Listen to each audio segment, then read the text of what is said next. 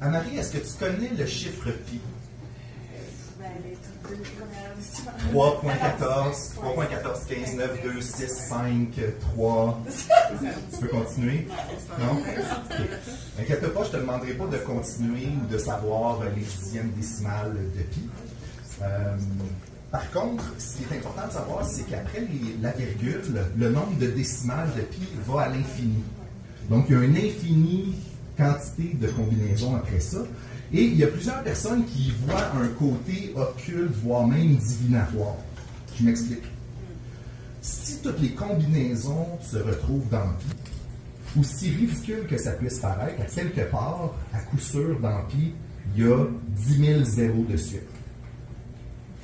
Ou voire même 100 000 zéros de suite. Ça ne sert absolument à rien de savoir ça.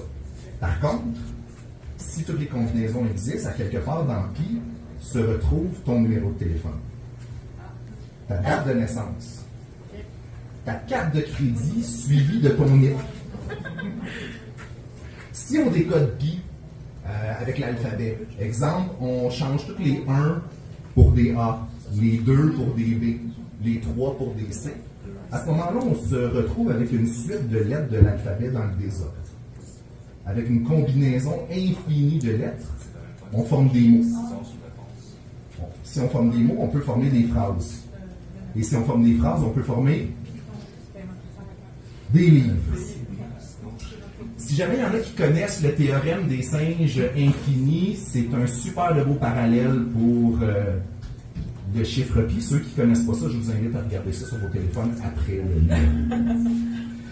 Donc, moi, dans ma tête, j'ai une séquence de 10 000 décimales que j'ai ancrées. En 2006, il y a un Japonais du nom de Akira Haraguchi qui a mémorisé 100 000 décimales. En fait, il a récité 100 000 décimales de pi sans erreur. Ça lui a pris 16 heures.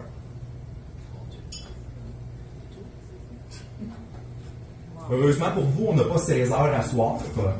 Ça donne super bien. Moi, je ne suis pas aussi bon que lui. J'en ai mémorisé uniquement 10 000. Bravo! J'ai un livre avec les 10 000 décimales de pi. Ce que je vais te demander de faire, je vais te demander de prendre le livre, d'ouvrir le livre à n'importe quelle page. J'ai une mémoire photographique, donc j'ai mémorisé toutes les décimales de la page ainsi que le numéro de la page en bas.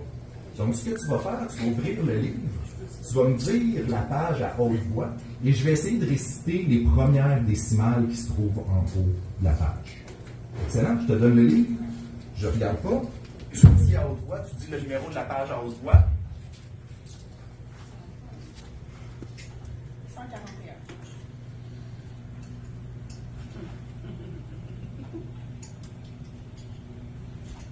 4, 9, 0, 3, 5, 4, 0, 5, 1. Presque. 4, 9, 0. Oui.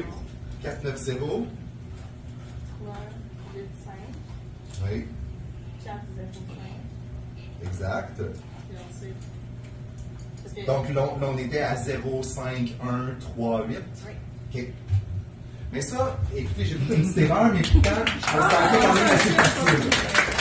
Je considère ça quand même assez facile parce que c'est comme si je te demandais de réciter l'alphabet, mais en commençant de A, B, C, D, E. Exact.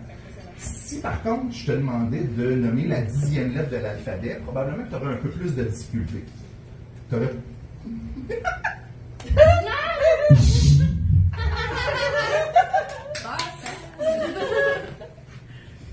Check ce qui suit. Probablement que tu ne serais pas en mesure de le dire. Tu serais obligé de faire A, B, C, D, E, continuer jusqu'à te rendre compte que c'est la lettre J. Félicitations. C'est la 10e lettre. Dans la séquence de 10 000 décimales, j'ai des segments. Et un peu comme si je te disais OPQR, toi, tu reconnaîtrais ce segment-là comme étant un segment de l'alphabet et tu serais en mesure de pouvoir le continuer en disant S-T-U-V-W. Donc, on va faire la même chose avec la mémoire que j'ai depuis. Je vais te demander d'ouvrir le livre à n'importe quelle page encore une fois. Tu ne me diras pas le numéro de la page. et tu vas regarder n'importe où dans la page une succession de 4 chiffres. On ne va pas trop vers la fin du livre, je suis encore en train de travailler dessus, mais donc tu ne me dis pas la page, tu prends une succession de 4 chiffres, n'importe où dans la page.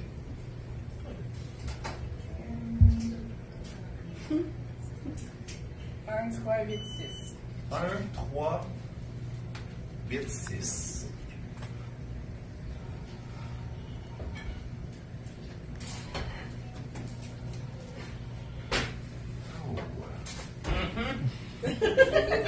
Ouais! Moi, loin dans le livre. Non, non.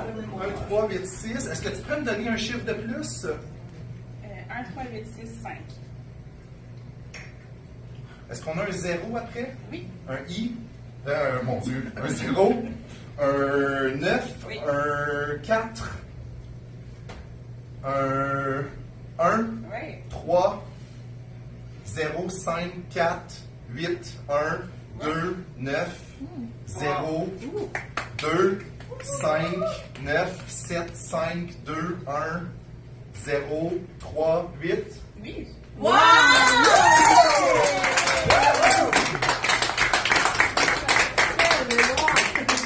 Comme tu dis au début, dans Pi, toutes les combinaisons se retrouvent.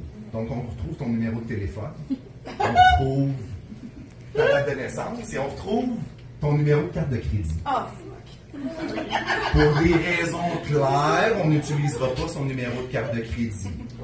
Mais on va utiliser ta date de naissance. Exemple, moi, ma date de naissance, c'est le 22 mai, donc 2205. 2205 ne se retrouve pas dans ce livre-là. Il se retrouve à 58 000 et des poussières dans tout. Donc, ce que je vais faire, je vais te demander ta date de naissance. Tu vas me la dire. Si ta date de naissance se retrouve à l'intérieur du livre, je vais te dire à quelle page aller vérifier, à quelle ligne et la position sur la ligne. OK. Donc, est-ce que tu pourrais me donner ta date de naissance, s'il te plaît? Le 5 septembre. Le 5 septembre.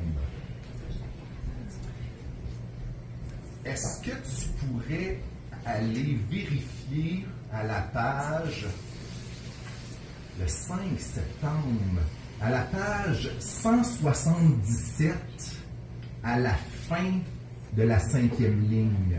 Donc 5 septembre 0509. Oui. C'est confirmé? wow!